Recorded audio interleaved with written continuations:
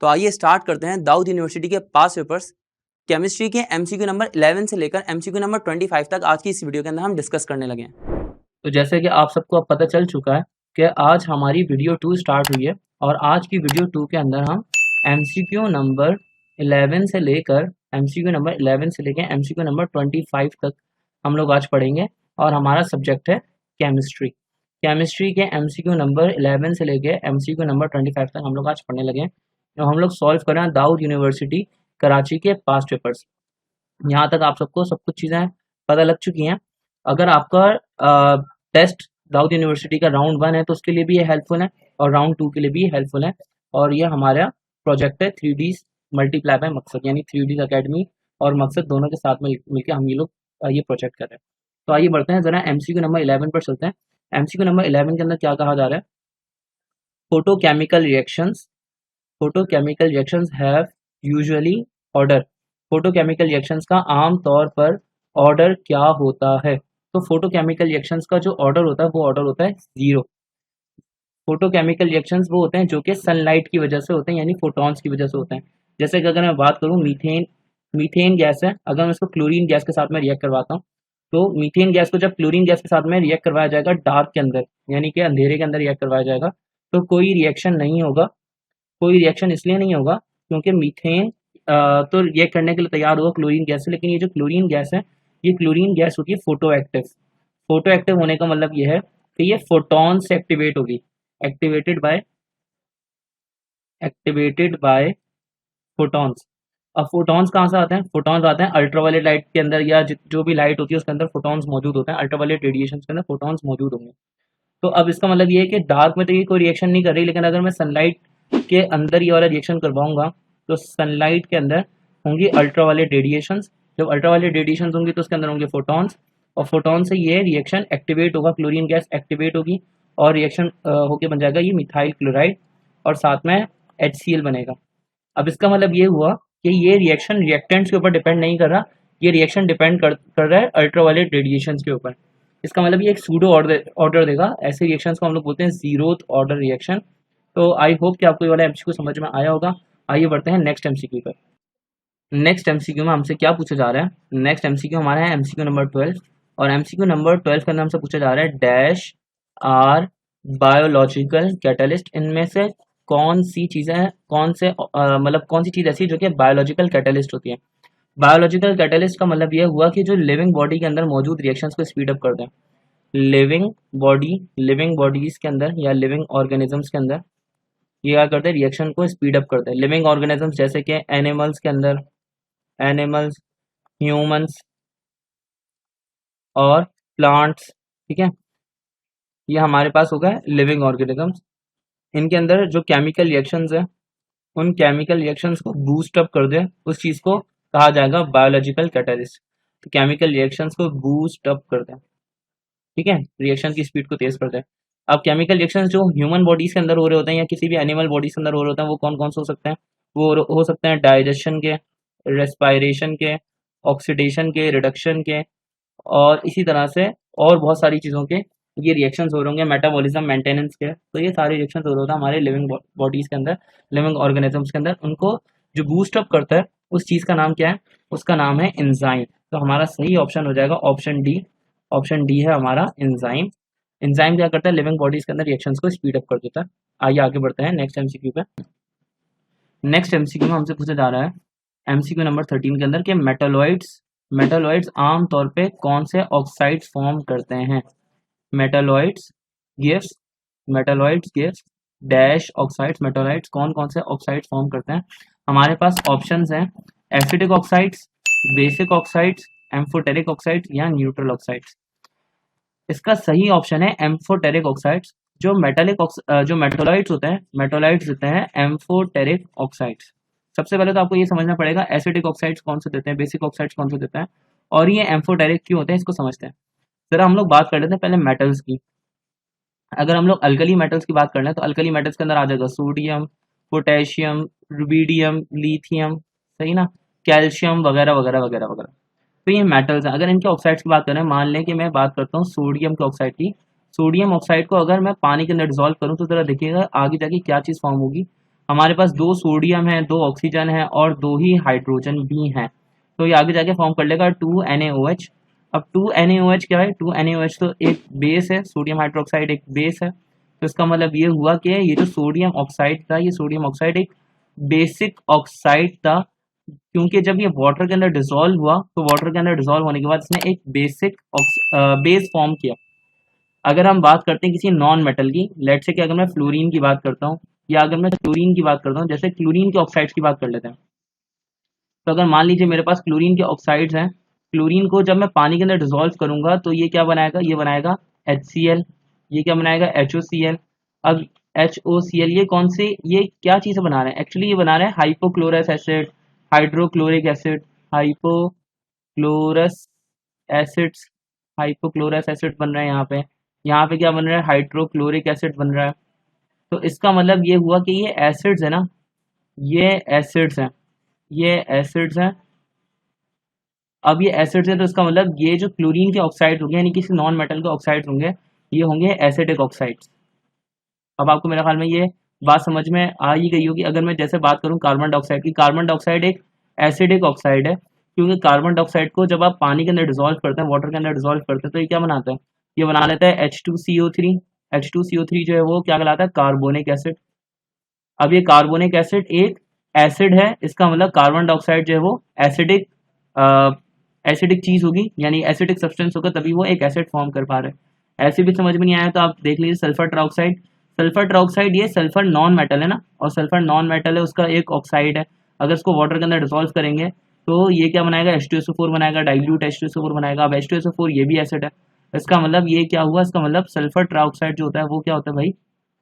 Acidic in nature होता है, acidic in nature होगा। तो इसका मतलब हमें ये चीज समझ में आ गई है कि जो एसिडिक ऑक्साइड्स होते हैं, एसिडिक ऑक्साइड्स बनते हैं नॉन मेटल्स की वजह से, और जो बेसिक ऑक्साइड्स होते हैं, बेसिक ऑक्साइड्स बनते हैं मेटल्स की वजह से। अब मेटलॉइड्स की वजह से कौन सा ऑक्साइड्स बनेंगे? मेटलॉइड्स की वजह से जो ऑक्साइड्स बनेंगे वो होंगे एम्फोटेरिक। एम्फोटेरिक का मतलब ये होगा कि ये डुअल नेचर रखते हैं। डुअल नेचर मतलब एसिडिक भी होंगे, ये एसिडिक भी होंगे और ये बेसिक भी होंगे। अब जाहिर सी बात है मेटलॉइड जो है वो ना ही तो मेटलॉइड जो होता है वो ना ही तो मेटल होता है ना ही नॉन मेटल होता है, उनके दरमियान की चीज़ें, तो उनके ऑक्साइड्स भी डुअल नेचर रखते हैं। अब इसकी एग्जांपल हो सकती है जैसे कि बोरॉन ऑक्साइड्स वगैरह, या उसके एस्टेटाइन के ऑक्साइड्स कर लें। तो ये सब हमारे पास वो ऑक्साइड्स होंगे जो कि मेटलॉइड से बने होंगे। आई होप कि आपको ये वाली बात समझ में आ गई होगी। आइए बढ़ते हैं नेक्स्ट एमसीक्यू पे। फिफ्थ एमसीक्यू पे हमसे क्या पूछा जा रहा है? 14th एमसीक्यू में हमसे क्या पूछा जा रहा है? 14th एमसीक्यू के अंदर हमसे पूछा जा रहा है कि फिफ्थ पीरियड, ये राइटिंग मिस्टेक है, ये लिखा हुआ fifth period of the periodic table. अगर हम fifth period of periodic table की बात करेंगे, fifth period of periodic table के अंदर कितने एलिमेंट्स मौजूद होंगे? Fifth period of the periodic table contains how many elements? तो हमें ये बताना है। हमारे पास ऑप्शंस हैं दो, 6, 12, 18। तो आइए ज़रा समझते हैं। अगर मैं फर्स्ट पीरियड की बात करूं, देखो फर्स्ट पीरियड के अंदर कितने एलिमेंट्स होते हैं? फर्स्ट पीरियड के अंदर होते हैं सिर्फ 2 एलिमेंट्स, और वो एलिमेंट्स होते हैं हाइड्रोजन और हीलियम। अगर मैं सेकंड पीरियड की बात करूं तो सेकंड पीरियड के अंदर भी होते हैं 8 एलिमेंट्स, और थर्ड पीरियड के अंदर भी होते हैं 8 एलिमेंट्स। अगर मैं फोर्थ पीरियड की बात करूंगा तो फोर्थ पीरियड के अंदर होते हैं 18 एलिमेंट्स, और फिफ्थ पीरियड के अंदर भी कितने होंगे? फिफ्थ पीरियड के अंदर भी होंगे 18 elements.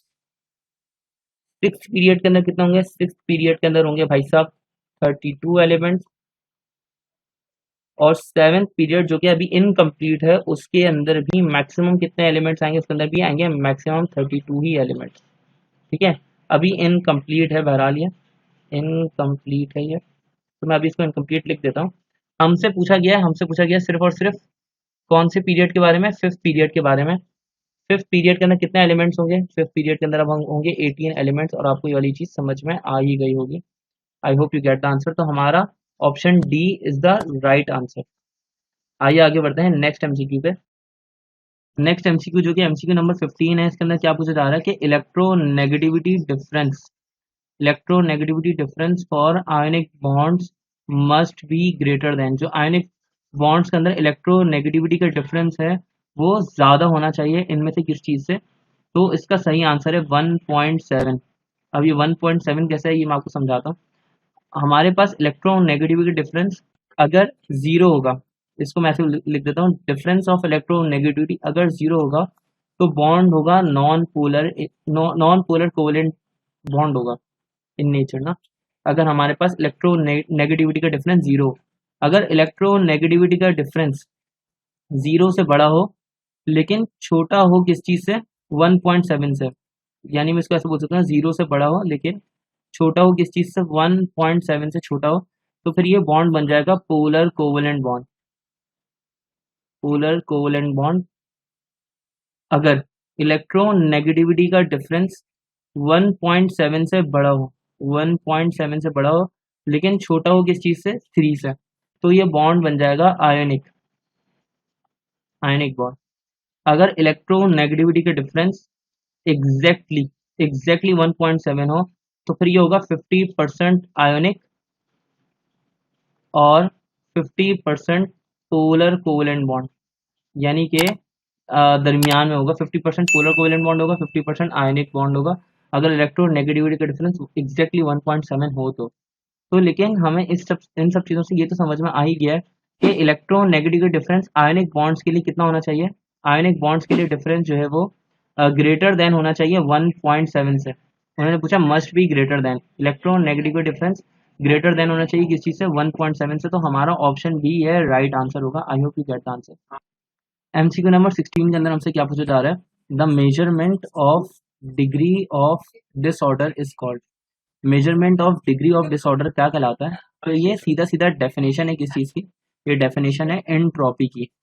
Entropy is called degree of disorderness. बस ये इतनी सी डेफिनेशन है, इसके अंदर तो फिर क्या ही पढ़े। आइए बढ़ते हैं हमारे पास एमसीक्यू नंबर 17 पे। एमसीक्यू नंबर 17 के अंदर हमसे क्या कहा जा रहा है, एमसीक्यू नंबर 17 के अंदर हमसे कहा जा रहा है कि unit for KC for the reaction, unit of KC for the reaction. हमारे पास रिएक्शन है N2 प्लस O2, आगे जाके ये कन्वर्ट हो रहा है किस चीज़ के अंदर, 2NO के अंदर। तो अगर मैं इसका केसी का एक्सप्रेशन बनाता हूँ सबसे पहले, फिर उसके बाद हम लोग इसका यूनिट निकालेंगे। केसी का एक्सप्रेशन कैसे निकालेंगे, केसी का फॉर्मूला होता है K C equals to products upon reactant, products upon reactants का जो रेशियो होता है वो कहलाता है K C at equilibrium, at equilibrium. अगर मैं प्रोडक्ट्स की बात करूँ तो यहाँ पे प्रोडक्ट्स हो जाएंगे NO और NO की पावर हो जाएगी 2, और अगर यहाँ पे हम रिएक्टेंट्स की बात करें तो रिएक्टेंट्स आ जाएंगे हमारे पास N2 और O2। अब इनके अगर यूनिट्स पुट करेंगे तो NO का यूनिट हो जाएगा मोल्स पर डेसीमीटर क्यूब, लेकिन साथ में इसका क्या हो जाएगा, स्क्वायर। अगर हम रिएक्टेंट्स की बात करेंगे तो रिएक्टेंट्स का यूनिट भी क्या होगा, मोल पर डेसीमीटर क्यूब, और दोबारा से मोल पर डेसीमीटर क्यूब अगेन, क्योंकि हमारे पास N2 की जगह पे आएगा मोल पर डेसीमीटर क्यूब, O2 की जगह पे आएगा मोल पर डेसीमीटर क्यूब। अगर आप गौर से देखें तो ये चीज़ क्या है, ये है मोल पर डेसीमीटर क्यूब ऊपर, और नीचे क्या लिखा हुआ है, वही मोल पर डेसीमीटर क्यूब 2 मरतबा लिखा हुआ है, यानी मोल पर डेसीमीटर क्यूब का स्क्वायर बन जाएगा। तो इसका मतलब ये होगा कि ऊपर वाला यूनिट नीचे वाले यूनिट से पूरा का पूरा कैंसिल आउट हो जाएगा। तो इसका मतलब कोई यूनिट नहीं बचेगा इसका, इसका सही आंसर हो जाएगा नन। ऑप्शन डी हमारा राइट आंसर होगा। आइए बढ़ते हैं हमारे पास एमसीक्यू नंबर 17 के ऊपर। एमसीक्यू नंबर 11 के एमसीक्यू नंबर 18 के अंदर अगर हम बात करते हैं तो एमसीक्यू नंबर 18 के नाम से पूछा जा रहा है, if two lone pairs are present, अगर दो लोन पेयर्स प्रेजेंट हो, then bond angle of tetrahedral compound, जो बॉन्ड एंगल होगा टेट्राहेड्रल कंपाउंड का वो रिड्यूस हो जाएगा कहाँ तक, इट विल रिड्यूसेस टू। तो सबसे पहले आपको ये समझना पड़ेगा कि लोन पेयर क्या होता है, बॉन्ड पेयर क्या होता है, टेट्राहेड्रल स्ट्रक्चर क्या होता है, वगैरह वगैरह वगैरह, एक्टिव सेट क्या होता है। तो सबसे पहले हम बात करते हैं, अगर हम टेट्राहेड्रल स्ट्रक्चर की बात करें, टेट्राहेड्रल से ही बात करें अगर हम पहले, तो टेट्राहेड्रल स्ट्रक्चर के अंदर एक सेकंड, तो टेट्राहेड्रल स्ट्रक्चर के अंदर क्या होंगे, 4 एक्टिव सेट्स होंगे, 4 active set of electrons, 4 active sets of electrons. अब 4 एक्टिव सेट्स ऑफ इलेक्ट्रॉन्स का क्या मतलब है, 4 एक्टिव सेट्स ऑफ इलेक्ट्रॉन्स का मतलब ये है कि इसके अंदर लोन पेयर्स भी शामिल होंगे, लोन पेयर्स भी शामिल होंगे, और इसके अंदर शामिल होंगे बॉन्ड पेयर्स, दोनों चीजें शामिल होंगी। अब ये एक्टिव पेयर्स के अंदर ये दोनों चीजें शामिल होती हैं। जैसे कि अगर मैं मीथेन की बात करूं तो मीथेन क्या कर रहा है, मीथेन 4 हाइड्रोजन से बॉन्ड बना रहा है। अब ये 4 हाइड्रोजन से बॉन्ड बना रहे हैं, लेकिन ये चारों बॉन्ड्स बॉन्ड पेयर से बने हैं, यानी कि चारों इलेक्ट्रॉन बॉन्ड पेयर्स वाले हैं। तो यहाँ पे 4 बॉन्ड पेयर्स शामिल हैं। अगर 4 बॉन्ड पेयर्स होंगे तो ये प्योर टेट्राहेड्रल स्ट्रक्चर होगा और इसका बॉन्ड एंगल होगा 109.5 डिग्री। अगर हम बात करते हैं अमोनिया गैस की, तो अमोनिया गैस के अंदर होता क्या है कि एक लोन पेयर ऑफ इलेक्ट्रॉन होता है और 3 जगह से उसने हाइड्रोजन से बॉन्ड बनाया होता है। अब ये है तो टेट्राहेड्रल क्योंकि इसके पास 3 बॉन्ड पेयर हैं और एक लोन पेयर है। 3 बॉन्ड्स पेयर है यहाँ पे और एक लोन पेयर है यहाँ पे। है तो ये भी टेट्राहेड्रल, लेकिन हम इसको टेट्राहेड्रल के बजाय एक नाम देते हैं, वो नाम है ट्राइगोनल पिरामिडल। अब यहाँ पर जो स्ट्रक्चर का जो एंगल है नाइट्रोजन और 2 हाइड्रोजन के दरमियान में, वो 109.5 डिग्री से रिड्यूस होकर चले जाता है 107 डिग्री तक, यानी कि कम हो जाता है। अगर हम बात करते हैं जब 2 लोन पेयर्स मौजूद हों और 2 बॉन्ड पेयर्स मौजूद हों तो फिर क्या होगा। तो अगर मैं वाटर की बात कर लूँ, हमारे पास लेट से ऑक्सीजन है और ऑक्सीजन के पास 2 लोन पेयर इलेक्ट्रॉन के मौजूद होते हैं और इसके पास 2 हाइड्रोजन से इसने बॉन्ड बनाया हुआ है, ये है वाटर H2O। तो 2 बॉन्ड पेयर्स हैं इसके पास और 2 लोन पेयर हैं इस ऑक्सीजन के पास। तो ये वाला स्ट्रक्चर भी है तो टेट्राहेड्रल ही, क्योंकि एक्टिव सेट हो जाएंगे 4 एक्टिव सेट इसके पास इलेक्ट्रॉन्स के मौजूद हैं, 4 एक्टिव सेट ऑफ इलेक्ट्रॉन्स। लेकिन इसको हम टेट्राहेड्रल के बजाय एक और नाम देते हैं, वो नाम है एंगुलर या बेंट एंगुलर या फिर बेंट, या फिर हम इसको बोलते हैं वी शेप्ड, क्योंकि ये उल्टे वी की तरह से आपको दिख रहा होगा। वाटर मॉलिक्यूल का जो स्ट्रक्चर है ये उल्टा वी लग रहा होगा आपको। तो अब इसका जो स्ट्रक्चर है, ये बॉन्ड एंगल इसका रिड्यूस होके 107 से भी रिड्यूस होके चले जाता है 104.5 डिग्री तक। तो हमारे पास अगर 2 लोन पेयर्स मौजूद होंगे, जैसे कि यहाँ पे मैंने आपको बताया 2 लोन पेयर्स मौजूद होंगे तो साथ में 2 बॉन्ड पेयर्स भी शामिल होंगे, तो वहां पर बॉन्ड एंगल रिड्यूस होके हो जाएगा 104.5। तो हमारा ऑप्शन बी राइट आंसर होगा। 109.5 कब होगा, 109.5 उस वक्त होगा जब स्ट्रक्चर हो टेट्राहेड्रल। 104.5 उस वक्त होगा जब हमारे पास स्ट्रक्चर होगा एंगुलर। और 107.5 उस वक्त होगा जब स्ट्रक्चर होगा trigonal pyramidal. I hope you get the answer. आइए बढ़ते हैं नेक्स्ट एमसीक्यू पे। नेक्स्ट एमसीक्यू नंबर 19 है और इस एमसीक्यू नंबर 19 के अंदर हमसे क्या पूछा जा रहा है, dash is the formula of fluorspar. इसमें फ्लोरस्पर का फॉर्मूला क्या होगा। तो फ्लोरस्पर का फॉर्मूला होता है CaF2, यानी कि ऑप्शन बी हमारा राइट आंसर होगा। Na3Al F6 जो सबसे पहला वाला फॉर्मूला है, ये फॉर्मूला किस चीज़ का, ये फॉर्मूला है हमारे पास क्रायोलाइट का। क्रायोलाइट का फॉर्मूला है ये। और CaF2 फॉर्मूला है फ्लोरस्पर का। इसी तरह से AlF3 जो फॉर्मूला है ये है एल्यूमिनियम फ्लोराइड का फॉर्मूला, एल्यूमिनियम फ्लोराइड का फॉर्मूला। जबकि जो लास्ट ऑप्शन है हमारे पास Al2O3.NH2O, इसका फॉर्मूला आप खुद गैस करें। जी हाँ, बिल्कुल सही, ये फॉर्मूला है हमारे पास बॉक्साइट का। आइए बढ़ते हैं नेक्स्ट एमसीक्यू पे। नेक्स्ट एमसीक्यू के अंदर एमसीक्यू नंबर 20 के अंदर हमसे क्या पूछा जा रहा है, HF इज जो हाइड्रोफ्लोरिक एसिड है, हाइड्रोफ्लोरिक एसिड इनमें से क्या है, स्ट्रॉन्ग एसिड है, स्ट्रॉन्ग बेस है, या स्ट्रॉन्ग ऑक्सीडाइजिंग एजेंट है, या वीक एसिड है। सबसे पहले एक बात मान लीजिए कि जो टॉप 5 एसिड्स हैं जो कि खतरनाक तरीन एसिड्स हैं, उन सब के अंदर, उन टॉप 5 एसिड्स के अंदर HF का नाम आता है। इसका मतलब ये वीक एसिड नहीं हो सकता, ये ऑप्शन डी तो है ही गलत, और ऑप्शन ए ही हमारा सही आंसर होगा। ऑप्शन ए के अंदर कहा जा रहा है कि ये स्ट्रॉन्ग एसिड है, तो स्ट्रॉन्ग एसिड ही हमारा सही आंसर होगा। लेकिन हम बाकी दोनों ऑप्शंस को भी कंसिडर कर लेते हैं। सबसे पहली बात, ये HF है और HF जब डिसोसिएट होता है तो ये लॉस करता है H+ आइन और साथ में ये लॉस करता है फ्लोरीन के नेगेटिव आइंस। अब ये H+ आइंस लॉस कर रहा है, H+ आइन कौन लॉस करता है, जो कि एसिड होता है। इसका मतलब कि HF एसिड था तभी उसने H+ आइन लॉस किए हैं। अब क्योंकि HF बेस नहीं है तो हमारा ऑप्शन बी भी गलत हो गया। HF ने लॉस किया H+ आइन, और रिमूवल ऑफ H+ आइन का मतलब ये है कि ये खुद ऑक्सीडाइज हो रहा है। रिमूवल ऑफ H+ आइन का मतलब क्या है कि ये क्या हो रहा है, ऑक्सीडाइज हो रहा है, ऑक्सीडाइज हो रहा है। अब जब ये ऑक्सीडाइज हो रहा है तो इसका मतलब ये सामने वाले को रिड्यूस करेगा, यानी सामने वाले को H+ आइन गेन करवाएगा, तो सामने वाले के लिए रिड्यूसिंग एजेंट बन जाएगा, ना कि ऑक्सीडाइजिंग एजेंट। तो इसलिए ऑप्शन सी भी हमारा रॉन्ग ऑप्शन हो जाएगा। तो आइए बढ़ते हैं नेक्स्ट एमसीक्यू पे, एमसीक्यू नंबर 21। नेक्स्ट एमसीक्यू है एमसीक्यू नंबर 21, और एमसीक्यू नंबर 21 के अंदर कहा जा रहा है dash is called oil of vitriol. इसमें किसको ऑयल ऑफ विट्रियोल कहा जाता है। सबसे पहले तो आपको कॉपर सल्फेट के बारे में बता दूं। कॉपर सल्फेट को ऑयल ऑफ विट्रियोल नहीं कहा जाता है, इसको कहा जाता है ब्लू विट्रियोल। और अगर इसको ब्लू विट्रियोल कहा जाता है तो अच्छी बात यह है कि हम इसको ब्लू कलर से ही लिखें। कॉपर सल्फेट को कहा जाता है ब्लू विट्रियोल, तो इसलिए हमारा ये ऑप्शन सही नहीं होगा। अगर मैं बात करता हूँ HCl की, तो HCl कहलाता है हाइड्रोक्लोरिक एसिड। Hydrochloric acid. अगर मैं HNO3 की बात करूँ तो HNO3 कहलाता है नाइट्रिक एसिड, और H2SO4 कहलाता है सल्फ्यूरिक एसिड। जो सल्फ्यूरिक एसिड है, इस सल्फ्यूरिक एसिड को कहा जाता है ऑयल ऑफ विट्रियोल। इसको उर्दू में कहा जाता है गंधक का तेजाब। आई hope you get the answer. आइए बढ़ते हैं नेक्स्ट एमसीक्यू पे। इस एमसीक्यू के अंदर ऑप्शन बी यानी कि H2SO4 ये हमारा सही ऑप्शन है। आइए बढ़ते हैं हमारे पास नेक्स्ट एमसीक्यू पे। एमसीक्यू नंबर 22 के अंदर क्या कहा जा रहा है? एमसीक्यू नंबर 22 के अंदर कहा जा रहा है कि noble metals are dissolved in. Noble metals इनमें से किस चीज़ के अंदर डिसॉल्व होते हैं? तो नोबल मेटल्स जो हैं वो डिसॉल्व होते हैं रॉयल वाटर के अंदर, या जिसको हम लोग कहते हैं एक्वा रीजिया।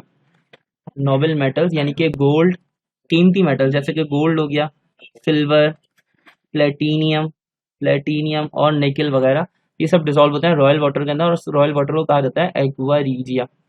एक्वा रीजिया क्या होता है? एक्वा रीजिया कॉन्सेंट्रेटेड मिक्सचर होता है, मिक्सचर ऑफ कॉन्सेंट्रेटेड HNO3, और HNO3 का 1 मोल होगा इसके अंदर, जबकि कॉन्सेंट्रेटेड HCl के 3 मोल्स होंगे, 3 मोल्स ऑफ HCl। तो इसका जो मिक्सचर होता है concentrated mixture of nitric acid and hydrochloric acid, इसको कहा जाता है रॉयल वाटर या एक्वा रीजिया। तो हमारे पास ऑप्शन सी के अंदर सेम चीज़ लिखी हुई है, concentrated mixture of HNO3 and HCl, तो ये हमारा राइट आंसर हो जाएगा। I hope you get the answer. आइए बढ़ते हैं नेक्स्ट एमसीक्यू पे। नेक्स्ट एमसीक्यू नंबर 23 के अंदर हमसे पूछा जा रहा है, catenation is the ability of carbon atom to grow in. Catenation जो है वो कार्बन एटम की एबिलिटी है किस चीज़ में ग्रो करने की? तो कैटिनेशन एक ऐसी प्रॉपर्टी है जिसमें कार्बन अपने ही एटम्स के साथ मिलकर लॉन्ग चेन्स फॉर्म कर लेता है। लॉन्ग चेन्स जो है यहाँ पर बन रही हैं, जहाँ पर कार्बन अपने ही एटम्स के साथ में जुड़ा हुआ है, तो इसकी इस एबिलिटी को कहा जाता है कैटिनेशन। तो हमारा सही आंसर आपको समझ में आ ही गया होगा, इसका सही आंसर है long chains. Carbon atom grow करते हैं लॉन्ग चेन्स के अंदर। तो आई होप कि आपको ये एमसीक्यू समझ में आया होगा। आइए बढ़ते हैं नेक्स्ट एमसीक्यू पे। नेक्स्ट एमसीक्यू के अंदर एमसीक्यू नंबर 24 के अंदर हमसे एक चीज़ पूछी जा रही है, which of the following is the most volatile compound. इनमें से सबसे ज़्यादा वोलेटाइल कंपाउंड कौन सा होगा? तो इसका आंसर बड़ा इंपॉर्टेंट है समझना। अब अगर मैं वोलेटाइल कंपाउंड्स की बात करूं तो वोलेटाइल कंपाउंड्स वो होते हैं जो कि खुद से एवोपरेट होते हैं। वोलेटाइल कंपाउंड्स वो जो कि खुद से एवोपरेट हो जाते हैं रूम टेम्परेचर पे, evaporates by their cells at room temperature, at room temperature. अब अगर मैं बात करूं जैसे कि पेट्रोल की, या मिट्टी के तेल की, केरोसिन ऑयल की, या वाटर की इनफैक्ट, तो अगर आप इनको ज़मीन पर फैला दें तो ये अपने अपने रेट्स ऑफ वोलेटिलिटी के हिसाब से खुद से एवोपरेट हो जाते हैं। पेट्रोल जल्दी से एवोपरेट हो जाता है, केरोसिन ऑयल भी जल्दी से एवोपरेट हो जाता है, या फिर अगर हम वाटर की बात करें, पानी को ज़मीन पे गिरा दें तो वाटर भी एवोपरेट हो जाता है क्योंकि उसके वेपर्स हवा में उड़ जाते हैं। लेकिन अगर मैं बात करूं कि जो रेट ऑफ वोलेटिलिटी है, यानी किसकी वोलेटिलिटी ज़्यादा होगी और किसकी वोलेटिलिटी कम होगी, ये किस चीज़ पर डिपेंड करता है? तो वोलेटिलिटी डिपेंड करती है, volatility is directly proportional to volatility volatility is volatility is inversely proportional to number of bonding या intermolecular force of attraction. Intermolecular force of attraction के इनवर्सली प्रोपोर्शनल होती है, क्योंकि जितना ज़्यादा इंटरमोलिकुलर फोर्स ऑफ अट्रैक्शन जितना ज़्यादा होगी उतना बॉन्ड मजबूत हो जाएगा। जब बॉन्ड मजबूत हो जाएगा तो मुश्किल से टूटेगा, उसके वेपर्स कम बनेंगे तो वो लेस वोलेटाइल हो जाएगा। यानी कि जितना ज़्यादा इंटरमोलिकुलर फोर्सेस ऑफ अट्रैक्शन बढ़ जाएंगी, बॉन्ड ब्रेकिंग उतनी ही कम, वेपर्स प्रोड्यूस होना उतना ही कम, और उस कंपाउंड का वोलेटाइल होना भी उतना ही कम हो जाएगा। अगर इंटरमोलिकुलर फोर्स ऑफ अट्रैक्शन कम है तो वोलेटिलिटी बढ़ जाएगी। सिमिलरली वोलेटिलिटी जो है वो डायरेक्टली प्रोपोर्शनल होती है मॉलिकुलर मास के, सॉरी, वोलेटिलिटी इनवर्सली प्रोपोर्शनल होती है मॉलिकुलर मास के। अगर मैं बात करूं वोलेटिलिटी इनवर्सली प्रोपोर्शनल होती है मोलर मासेस के। एक्चुअली कैसे? अगर मैं HI की बात करूँ, हाइड्रोजन आयोडाइड का मोलर मास बहुत ज़्यादा है, इसका मोलर मास बहुत ज़्यादा है, तो ये HI जो होगा वो लेस वोलेटाइल हो जाएगा। इसी तरह से HBr जो होगा वो ज़्यादा वोलेटाइल होगा क्योंकि उसका मोलिकुलर मास कम है as compare to HI। HCl ज़्यादा वोलेटाइल होगा क्योंकि उसका मोलर मास कम है HBr से। लेकिन अगर मैं HF की बात करूँ तो HF का मोलर मास सबसे कम है, तो इसलिए इसकी वोलेटिलिटी सबसे ज़्यादा होनी चाहिए। लेकिन बात थोड़ी सी अलग है। बात ये कि HF के अंदर ना एक इंटरमोलिकुलर फोर्स ऑफ अट्रैक्शन बहुत ज़्यादा है। HF के अंदर मौजूद होता है हाइड्रोजन बॉन्ड। HF के अंदर क्योंकि हाइड्रोजन बॉन्ड मौजूद होता है और HCl के अंदर या HBr या HI के अंदर हाइड्रोजन बॉन्ड मौजूद नहीं होता, इसीलिए जो HF है, HF की वोलेटिलिटी सबसे ज़्यादा हो जाती है। HF की वोलेटिलिटी सबसे कम हो जाती है क्योंकि इसके अंदर मौजूद है हाइड्रोजन बॉन्ड। वो इतनी आसानी से टूटता नहीं है। जब इतनी आसानी से टूटता नहीं है तो इसके वेपर्स नहीं बनते या इतनी आसानी से एवापोरेट नहीं होता। लेकिन अगर मैं HCl की बात करूँ तो HCl रूम टेम्परेचर पे होती है गैस। HCl रूम टेम्परेचर पे होती है गैस, तो ये क्या होता है जल्दी से एवापोरेट हो जाता है, जल्दी से इसके वेपर्स बन जाते हैं और इसकी वोलेटिलिटी ज़्यादा हो जाती है। तो हमारे पास करेक्ट ऑर्डर क्या होगा? हमारे पास करेक्ट ऑर्डर ये होगा कि HCl की वोलेटिलिटी ज़्यादा होती है एज़ कम्पेयर टू HBr से, और फिर HBr की वोलेटिलिटी ज़्यादा होती है HI से, और HF की वोलेटिलिटी इनमें सबसे ज़्यादा होती है। आइए आगे बढ़ते हैं नेक्स्ट MCQ पे। नेक्स्ट MCQ है MCQ नंबर 25, और ये आज का हमारा लास्ट MCQ है। नेक्स्ट MCQ यानी MCQ नंबर 25 के अंदर आपसे पूछा जा रहा है diethyl ketone and methyl propyl ketones. Diethyl ketone और मिथाइल प्रोपाइल कीटोन्स ये एग्जांपल्स हैं इनमें से किस चीज़ की? चेन आइसोमर्स की, पोजीशन आइसोमर्स की, फंक्शनल ग्रुप आइसोमर्स की या मेटामर्स की। चेन आइसोमर्स के अंदर क्या चेंज होता है? चेन आइसोमर्स के अंदर स्केलेटन चेंज होता है, यानी कि ब्रांच में और ब्रांचेस में फ़र्क होता है, या तो ब्रांच चेन में होगा या स्ट्रेट चेन में होगा। इस तरह से इसके अंदर डिफरेंस होता है स्केलेटन के अंदर। अब बात करते हैं पोजीशन के अंदर क्या डिफरेंस होता है। पोजीशन आइसोमर्स के अंदर इन सब के अंदर मॉलिक्यूलर फॉर्मूला सब में सेम होगा, मॉलिक्यूलर फॉर्मूला सब में सेम होगा, बस पोजीशन आइसोमर्स के अंदर position of functional group change हो जाएगी। पोजीशन ऑफ फंक्शनल ग्रुप ये चेंज होगी। अगर मैं बात करता हूँ किस चीज़ की, मैं बात करता हूँ फंक्शनल ग्रुप आइसोमर्स की, तो यहाँ पर फंक्शनल ग्रुप ही चेंज हो जाएगा। और अगर मैं बात करूँ मेटामर्स की, तो मेटामर्स के अंदर अल्काइल रेडिकल्स चेंज होंगे, फंक्शनल ग्रुप सेम रहेगा, डिफरेंट अल्काइल रेडिकल्स होंगे।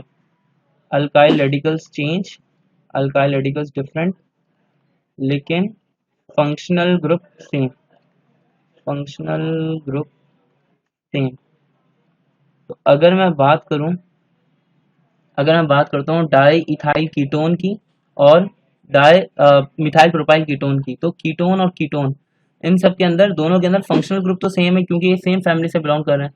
सिर्फ चेंज क्या है कि एक जगह पे डाई इथाइल ग्रुप अटैच्ड है, यानी कि ये कुछ इस तरह से है C2H5, फिर दरमियान में लिखा हुआ कार्बन का डबल बॉन्ड ऑक्सीजन के साथ में, फिर दोबारा C2H5। और अगर मैं मिथाइल प्रोपाइल कीटोन की बात करूँ तो मिथाइल प्रोपाइल कीटोन कुछ इस तरह से कि यहाँ पे CH3 लिखा हुआ है, फिर CO, फिर दोबारा CH2 CH2 और फिर CH3, यानी कि मिथाइल प्रोपाइल कीटोन लिखा हुआ है यहाँ पर। तो यहाँ पर अगर आप देखेंगे तो सिर्फ अल्काइल रेडिकल्स के अंदर डिफरेंस आ रहा है, अल्काइल रेडिकल्स के अंदर डिफरेंस आ रहा है और फंक्शनल ग्रुप सेम आ रहा है, तो इसका मतलब कि हमारा सही ऑप्शन हो जाएगा मेटामर्स। ये जो डाईथाइल कीटोन है और मिथाइल प्रोपाइल कीटोन है, ये एक दूसरे के मेटामर्स हैं। इसके अंदर जो प्रोसेस हो रहा है, जो आइसोमेरिज्म हो रही है, उसको कहा जाएगा मेटामेरिज्म। आई होप कि आपको हमारी ये वीडियो पसंद आई होगी। हम आपसे मिलते हैं नेक्स्ट वीडियो में। उम्मीद है कि ये MCQs आपके लिए मददगार साबित हुए होंगे। अगर आप यहाँ तक आ ही चुके हैं तो इसका मतलब यह है कि आपको हमारा कंटेंट पसंद आ रहा होगा। अगर आपको हमारा कंटेंट पसंद आता है तो आप हमारे चैनल को सब्सक्राइब कर लीजिए और साथ साथ में बेल आइकॉन को भी प्रेस कर लीजिए। वीडियो को लाइक करना मत भूलना। मिलते हैं आपसे नेक्स्ट वीडियो में। अपना ख्याल रखें। अल्लाह हाफिज़।